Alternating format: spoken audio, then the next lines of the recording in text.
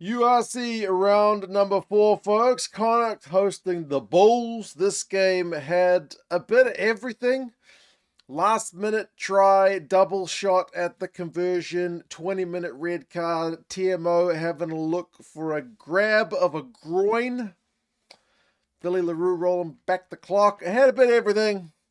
You had your pick of 3 games I say this morning because it's my time, but obviously in the evening over in Europe between the Dragons hosting their game, Edinburgh hosting their game, or Connacht Bulls. I went with Connacht Bulls and it's a 1-pointer, so I'm certainly not disappointed I watched this one.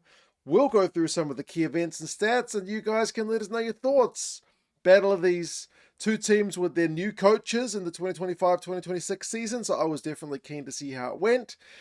Maybe a little bit scrappy early, bit of a kicking duel from both sides, errors, some line-out mistakes. Sebastian de Klerk set up a few tries in this game, but one of his early kicks went way out on the full. And Connacht certainly had the better of the territorial game, especially in the first half. Got themselves a 5-meter tap in the first 10 minutes, a bunch of phases, and Josh Ioane was able to go over for the first try of the game. Big gap between, I think he went on the outside of a prop, I can't remember now, but yeah, 7 points to 0. Cracking start from Connacht. However, the Bulls, immediate reply. And when the Bulls got their hands going, they were able to get some serious space, which was causing Connacht all kinds of problems. This time it was Sebastian de Klerk, who, of the Bulls' 3 tries, is credited with an assist in all 3 of them. He's got the gas to put the hammer down. De Vet is able to run that support line, and it's a 7 points to 5 lead with a missed conversion, which thankfully for the Bulls, from their point of view, didn't cost them because it was a very, very kickable conversion. But I guess the wind over in Galway can do funny things for the kickers. But yeah, 7 points to 5. It's proper game on. Then we get the TMO coming in for a grab of the groin, apparently. Vessels on Josh Murphy. We only really see Josh Murphy's reaction where he clocks Vessels in the face. And yeah, Mike Adamson, the Scottish referee, has to send Holly Davidson on the hunt for a groin grab, which they can't really find. They have a bunch of different angles. I'm pretty sure something was going down on there based on Josh Murphy's reaction, which was the reaction of a guy who's pretty incensed that something just happened to him, but that's not unusual on a rugby field. But yeah, he immediately goes to the ref and says he's been grabbed in the groin.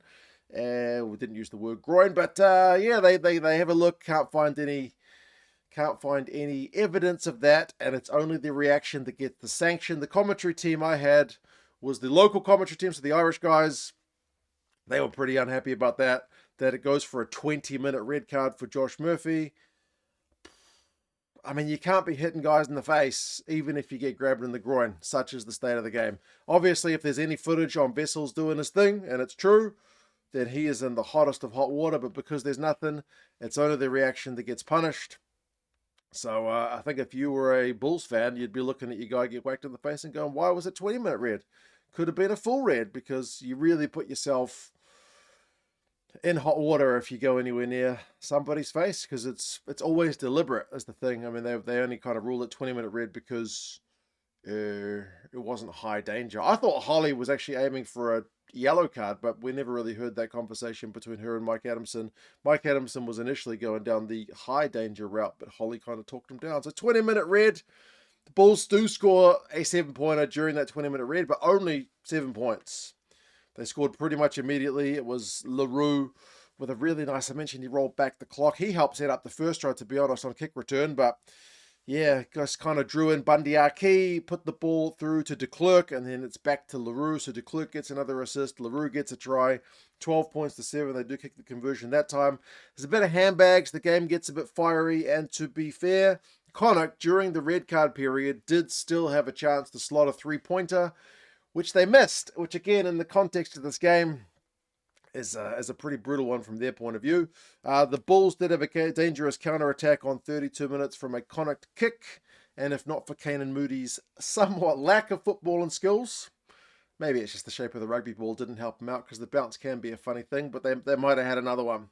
But yeah, 20-minute red only ends up costing Connacht the 7. Halftime is 12 points to 7. Connacht have had the possession. They've had the territory. That the Bulls have had the line breaks 4-1, but the Bulls have been coughing up more ball. 10 turnovers conceded to 5, and they've had to make a lot more tackles, over 100 to Connacht's 46. And their scrum.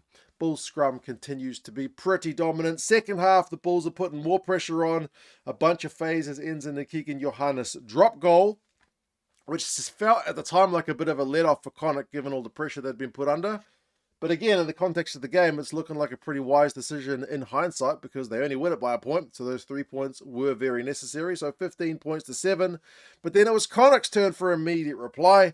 This one was Ioane to Ralston, who set up a couple of tries himself in this game. And Blade with the support line. He kind of got, I guess, like seatbelt tackled as he was going over the line. So if you're a Connacht fan, you could have argued that the restart should have been a penalty. But I guess Mike Adamson's like, he scored anyway, so it just wasn't that egregious. 14 points to 15. It's a 1-point game at that point, which is cracker stuff. And then the biggest cheer of the game, I swear, came from a Bulls forward pass. I think it was LaRue.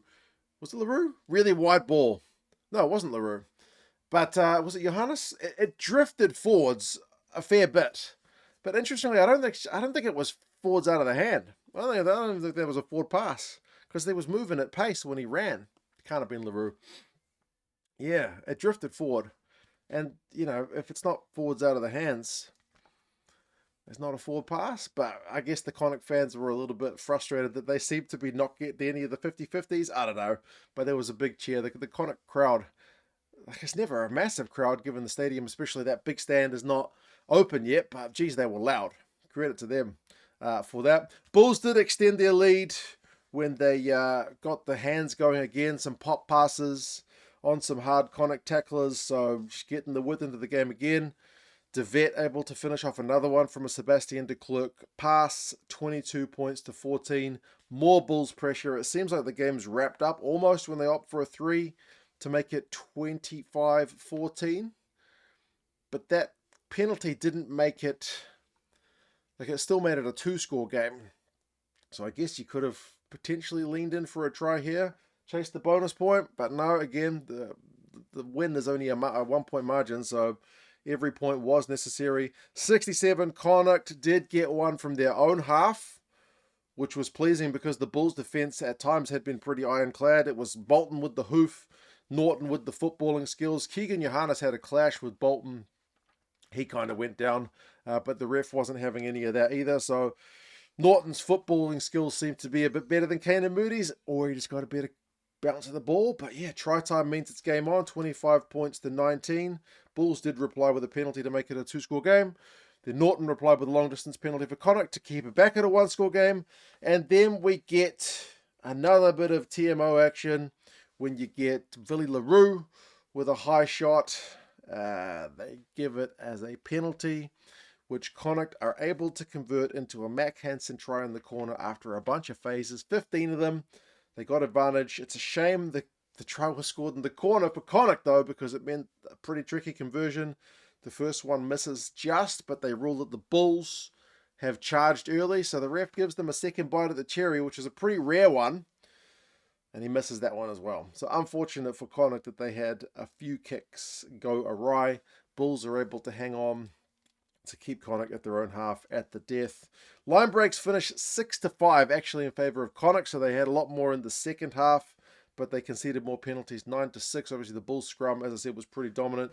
Bulls though, 17 turnovers to Connacht's 10. Will be disappointed with how much ball they shelled. As I said, they missed a few opportunities and I don't know, at times you felt like could have gone for the jugular a bit more, but it's hard for me to say that when it's a 1-point win because a win is a win on the road. Both sides, though, I mean, I think, if anything, the Bulls' tackling percentage at 91, Connacht's was at 91 as well, but the Bulls made 236 tackles to Connacht's 104. So, really, despite the Sebastian de Klerk and Willie LaRue and whatnot, it's a big defensive shift, like the likes of Jean-Jay Rudolph, who makes 27 tackles. That gets the win for the Bulls in this one. Sebastian Klerk did have 91 metres, 2 clean breaks, 3 try assists. Hansen 68 metres, 4 defenders beaten. Ralston had a couple of try assists as well for Connacht. But yeah, Good win for the Bulls on the road. Bounce back one after last week. They are playing Glasgow next week, so it's another away game for them. And Munster will be away. No, Connacht will be away to Munster. So, bit of an inter-pro derby for them. But yeah, you guys let us know your thoughts. It was a pretty cracking game.